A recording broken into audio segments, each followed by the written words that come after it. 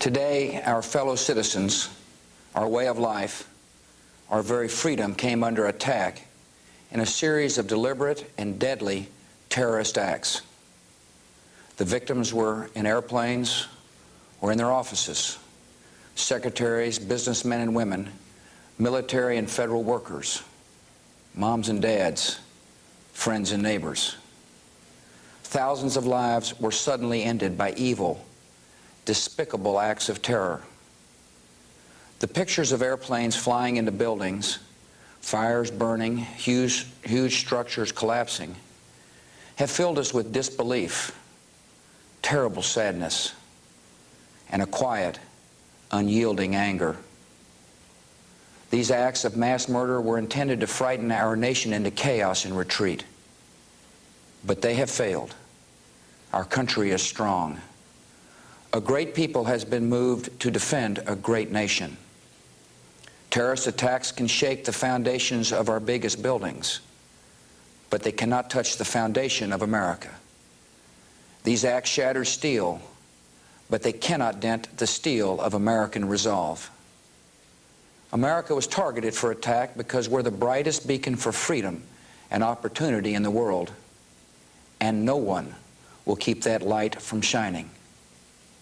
Today, our nation saw evil, the very worst of human nature, and we responded with the best of America, with the daring of our rescue workers, with the caring for strangers and neighbors who came to give blood and help in any way they could. Immediately following the first attack, I implemented our government's emergency response plans.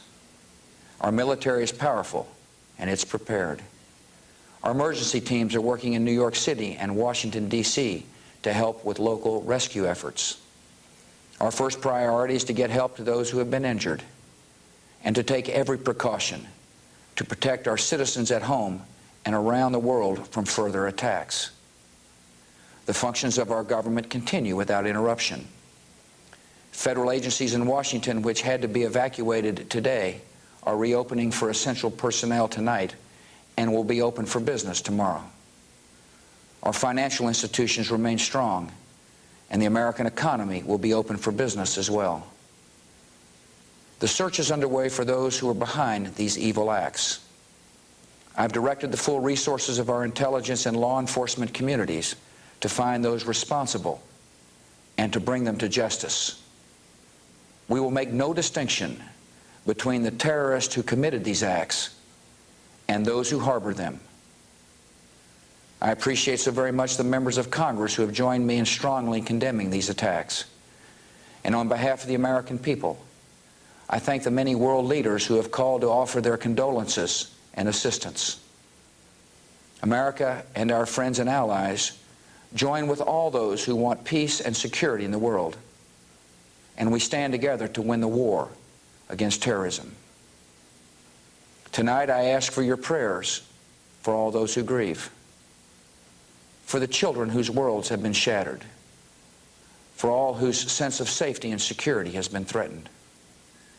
And I pray they will be comforted by a power greater than any of us, spoken through the ages in Psalm 23. Even though I walk through the valley of the shadow of death, I fear no evil, for you are with me. This is a day when all Americans from every walk of life unite in our resolve for justice and peace. America has stood down enemies before, and we will do so this time. None of us will ever forget this day, yet we go forward to defend freedom and all that is good and just in our world. Thank you. Good night, and God bless America.